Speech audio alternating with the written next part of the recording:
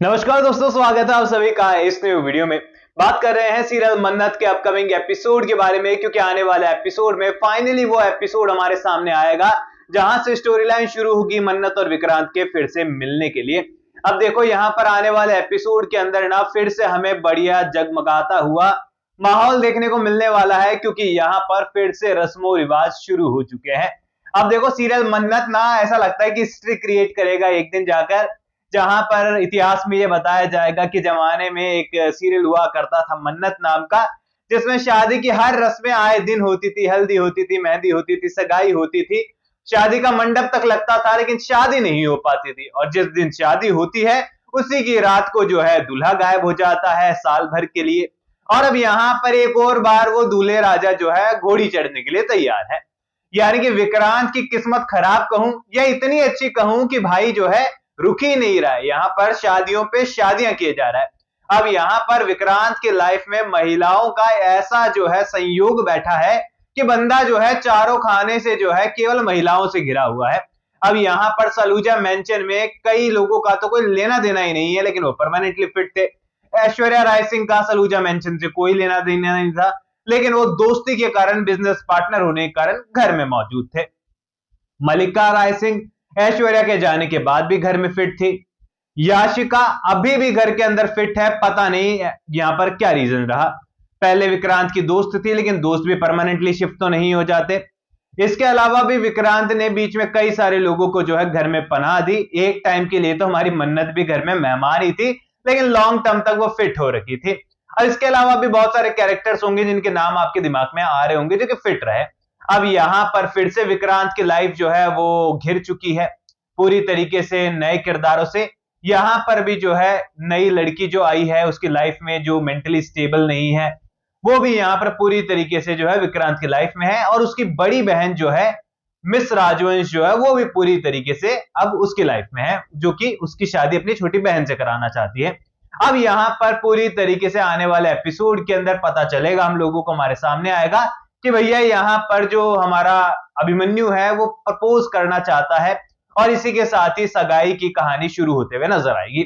यानी कि फिर से ढोल नगाड़े बजने वाले हैं और बैक टू बैक हमारा विक्रांत जो है फिर से घोड़ी पर चढ़ने वाला है और शादी की तैयारियों में जुटने वाला है।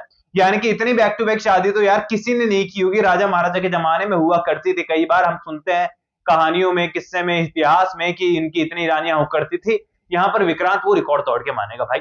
अब यहाँ पर फाइनली विक्रांत फिर से शादी के लिए तैयार है, लेकिन मिस राजवंश जो है बहुत बड़ी बिजनेसमैन है, उनका ट्रांसपोर्ट का इतना बड़ा बिजनेस है ना कि यहाँ पर मुंबई हो, गोवा हो, पुणे हो, महाराष्ट्र के हर कोने तक जो है उनके ट्रक जरूर जाते हैं, उनका माल मटेरियल सामान जरूर पहुंचता है।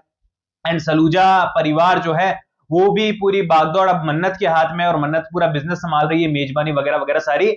और हमारे धैर्य भाई साहब का तो किस्मत का सिक्का ऐसा चमका है कि डिप्यूटी कमिश्नर ऑफ पुलिस थे, वो डीसीपी थे, तो यहाँ पर नौकरी छोड़ी तो देख लो पूरा बिजनेस टेक ओवर कर लिया। बढ़िया सूट वूट डालकर घूम रहे हैं, जैसा किसी जमाने में रॉनी घुमा करता था, विक्रांत घुमा करता था। आज धैर्य भाई साहब का सिक्का जो है पूरी तरीके से चमक चुका है।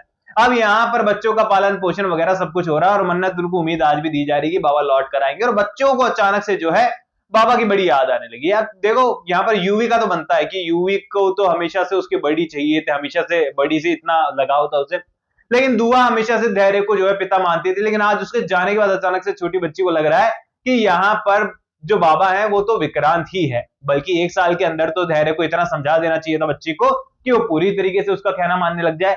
और दूसरी ओर जो बंटी है भाई, ये तो बच्चा कॉम्प्लीमेंट्री आ गया है, इसका तो कोई लेना देना ही नहीं है। अब बता दिया है कि वो पढ़ने के लिए मुंबई में शिफ्ट हो रखा है, उसकी मॉम जो है वो इंदौर वगैरह में है, और इसीलिए सारी चीजें चल रही है।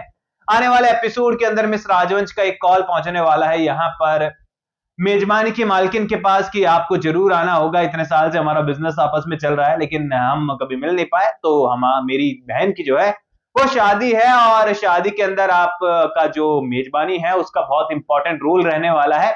और आप आएंगी तो स्वाद भी आएगा और आपसे मिलना भी हो जाएगा, और साथ में मिलकर हम लोग कुछ प्लान भी कर पाएंगे। यानी कि ऑल ओवर ये कहें कि फिर से वही खाने की खुशबू जब विक्रांत के पास पहुंचने वाली है, तो उसे फ्लैशबैक रिपीट होने वाले हैं कि यहाँ पर कोई तो ऐसा शख्स है जो कि उसे बुला रहा है, उसे जानता है, और ये स्वाद जो है कहीं तो चखा है। यानी कि उसे जो मन्नत की प्रीत है वो असली मन्नत कोई और नहीं, वो उसकी पुरानी पत्नी है जिसको अब याद भी नहीं रखना चाहता, ना उसे याद है, और मन्नत वहां पर पहुंचते हुए नजर आएगी। यानी कि ये कहें कि फिलहाल कहानी मुंबई से सीधे उड़ते हुए जो है वो दूसरे स्थान पर पहुंचते हुए, दूसरी जगह पर पहुंचते हुए नजर आएगी, अगर सीरियल के मेकर्स थोड़े से एफर्ट डालते हैं या फिर सीरियल के मेकर्स अपने ही सिंपल से बजट के साथ कहानी को आगे बढ़ाते हैं, तो वो लोग जो है शादी करने के लिए मेजबानी आ जाए तो वो बहुत बड़ी बात होने वाली है। वाल इतने स्टार शेफ, फेमस शेफ को कुछ किसी ने नहीं पहचाना इतने एक साल के अंदर। ट्रक व्रक में बढ़िया घूमता है वो, यहाँ पर विक्रांत कितने लोगों से मिलता होगा जो अब अभिमन्यु बन चुका है, यहाँ पर उसे किसी ने नहीं पहचाना कि बहुत फेमस शेफ है, बल्कि वो केवल और केवल 100 किलोमीटर की दूरी पर है मुंबई शहर से। अब यार देखो, आप भी अगर आपके शहर के कोई विशेष व्यक्ति हैं तो आपको जो है, चलो मान लिया दूसरे स्टेट में कोई ना पहचाने, लेकिन आपकी खुद की स्टेट में तो लोग आपको जानेंगे। तो वही चीज है, विक्रांत को जो है आइडेंटिटी को पहचान लेना चाहिए था, पर सीरियल के मेकर्स इस पॉइंट को कभी भी नहीं उठाएंगे।